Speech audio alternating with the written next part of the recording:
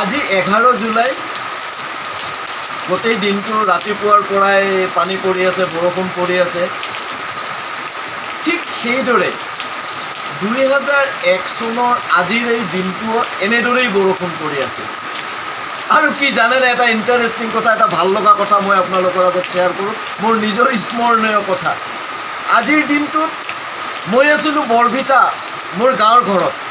আৰু সেইদিনাখন আমাৰ ঘৰত আমি মা, দেউতা, ভাইটি, ভণ্টি আদিকে কৰি আমাৰ আলহী অতিথি আৰু সমাজৰ কিছু মানুহে আমাৰ গোটেই ঘৰখন হুলস্থুল কৰি ৰাখিছিল। আৰু ৰাতি এখন চুমো গাড়ী লৈ মই যাত্ৰা কৰিছিলোঁ গোৱালপাৰালৈ। মোক সংগ দিছিল মোৰ ঘৰৰ মানুহ, মোৰ আলহী অতিথি, বৰভিটাৰ ৰাইজ আটাইয়ে মোক সংগ দিছিল। আৰু সেই সময়ত মানে এই চুমো গাড়ীখন বৰ ফেমাছ আছিল আৰু সেইকাৰণে চুমো গাড়ীখন লৈ ৰাতি যাত্ৰা কৰিছিলোঁ। আৰু সেইদিনা ৰাতিয়ে অগ্নিক সাক্ষী কৰি মই ৰীতাক, ডালিমিক মোৰ সহধৰ্মী কৰি ঘৰলৈ লৈ গৈছিলোঁ। সেইবাবে আজিৰ এই দিনটো মোৰ জীৱনৰ এটা স্মৰণীয় দিন।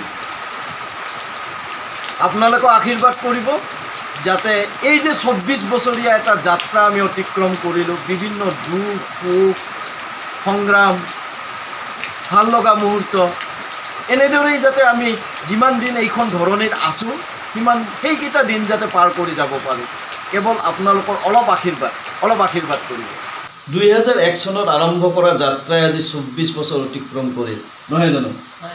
আৰু হয়তো এই 24 বছৰে তোমাক যিমানখিনি মোৰ দিবলগীয়া আছিল বা তোমাৰ বাবে যিমানখিনি কৰিবলগীয়া আছিল মই সিমানখিনি কৰিব নোৱাৰিলোঁ। আৰু সেই দুখে মোক অনবৰতেই দহন কৰি থাকে। মই নাজানো মোৰ সৈতে তুমি কিমান সুখী।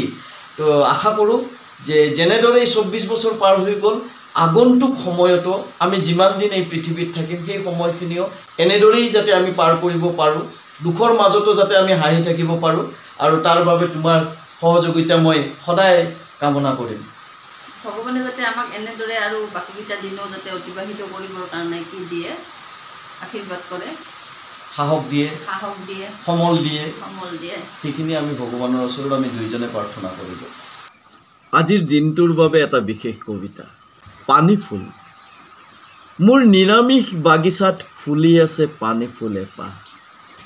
ৰং নাই, গুণ নাই, নাই কোনো মাদকতা।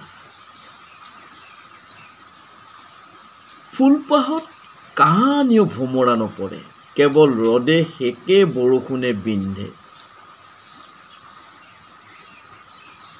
এদিন মই চেলেকি চালোঁ অকাৰণে, পানী নাই একো সোৱাদ। অথচ ভিতৰলৈ সোমাই গ'ল পৰিতৃপ্তিৰ এটা তৰংগ প্ৰবাহ। ঈষৎ হাঁহিৰে ফুলপাহে মাথো ক'লে, প্ৰেমত পৰিলেহে বুজিবা সুখৰ সংজ্ঞা, সৌন্দৰ্যৰ পৰিভাষা। মনৰ চকুৰে চোৱাচোন, ময়ে দেখোন তোমাৰ ৰক্তৰঙী প্ৰিয় ফুলপাহ। উচাপ খাই উঠিলোঁ দুচকু মোহাৰি। সঁচাকৈ এয়াচোন মোৰেই কলিজা।